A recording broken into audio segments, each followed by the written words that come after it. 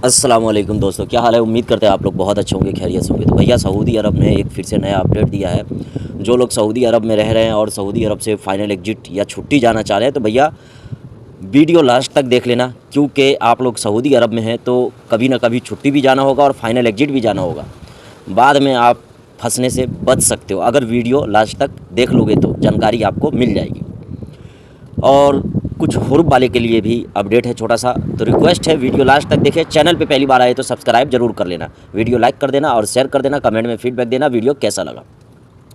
तो भैया सऊदी अरब में एक बंदा इंडिया जाने वाला है, जिसने जवाजात से सवाल किया है कि क्या मेरे ऊपर एक सिम यानी बिल वाला चल रहा है, तो वो मैं सिम छोड़ के जाना चाहता हूँ, तो क्या सऊदी अरब वापसी आने टाइम में कोई दिक्कत होगा, या मान लीजिए कि कभी उम्रा आते हैं, हज करने आते हैं तो कोई दिक्कत होगा।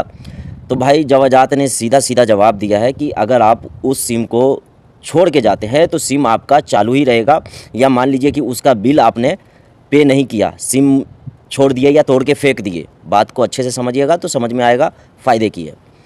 तोड़ के फेंक दिए, अगर दोबारा सऊदी अरब उम्रे वीज़ा पे, विज़िट वीज़ा पे या हज वीज़ा पे आते हैं तो आपको वापसी इंडिया जाने को नहीं मिलेगा। क्यों नहीं मिलेगा? जब तक आप वो बिल पे नहीं करते तब तक आप सऊदी अरब से इंडिया नहीं जा सकते। कहने का मतलब है दोस्तों कि अगर आप लोग सऊदी अरब में हैं, सऊदी अरब से एग्जिट चले गए, छुट्टी चले गए, सऊदी अरब नहीं आए, आपके ऊपर कोई सिम है या किसी तरह का फ़ाइन है या वायलेशन है आपके नाम का, तो ये आपको ही भरना पड़ेगा। सऊदी अरब में आप आएंगे उम्रा करने, विजिट वीज़ा पे घूमने या हज वीज़ा पे आएंगे तो एंट्री मिल जाएगी, एयरपोर्ट से बाहर निकल जाएंगे, आप अपना काम करेंगे, घूमेंगे फिरेंगे। जब जाने का टाइम होगा तो एयरपोर्ट पे आपको रोक लिया जाएगा, एयरपोर्ट में एंट्री नहीं मिलेगी। क्यों नहीं एंट्री मिलेगी? क्योंकि आपके ऊपर जो सिम था या कोई वायलेशन था या फ़ाइन था, आपने पे नहीं किया है।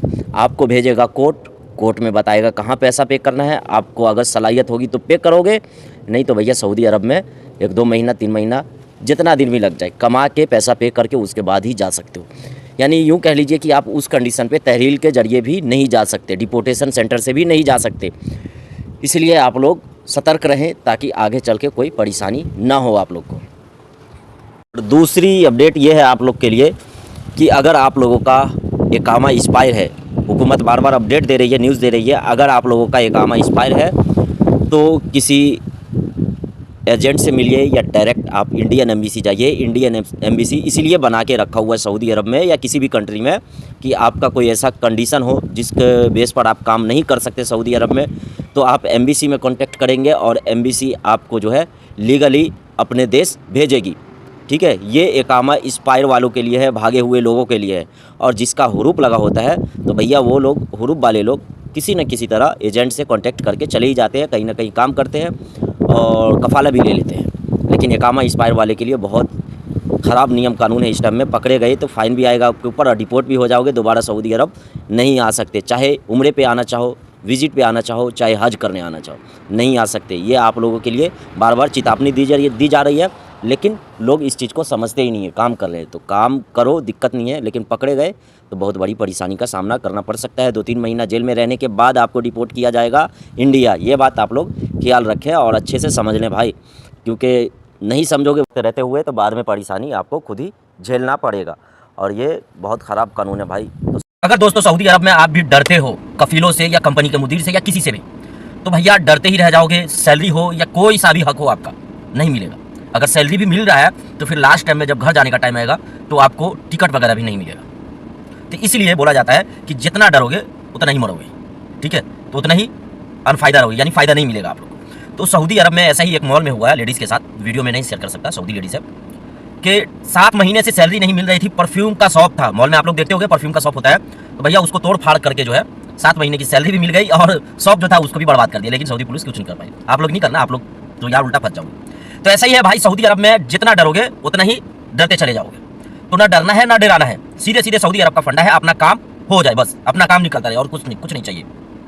किसी सऊदी से डर रहे हो तो डरने की जरूरत नहीं है। आज के टाइम में इतना सारा कानून निकला है कि ये भी मत सोचो कि भाई सऊदी नहीं डरता, इस कानून से कोई मतलब ही नहीं है। सऊदी को मतलब है, वो लोग फॉलो नहीं कर रहे हमारे हिसाब से, लेकिन अगर हम फॉलो करने लगे ना तो फिर उसकी जो है फटके हाथ में आ जाएंगे। ये बात आप लोग ख्याल रखना।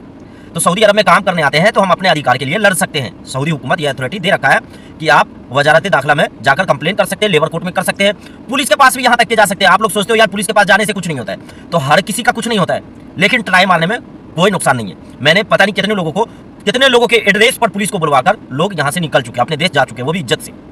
आप लोग किसी मुसीबत में फंसे हो, पुलिस को 199 पे कॉल कर दो, आपके पास आएगी, परेशानी बताओ, आपके पुलिस को बुलाएगा, आपके कफील को बुलाएगा, जो भी प्रॉब्लम होगा आपका कफील उसको सॉर्ट आउट करेगा।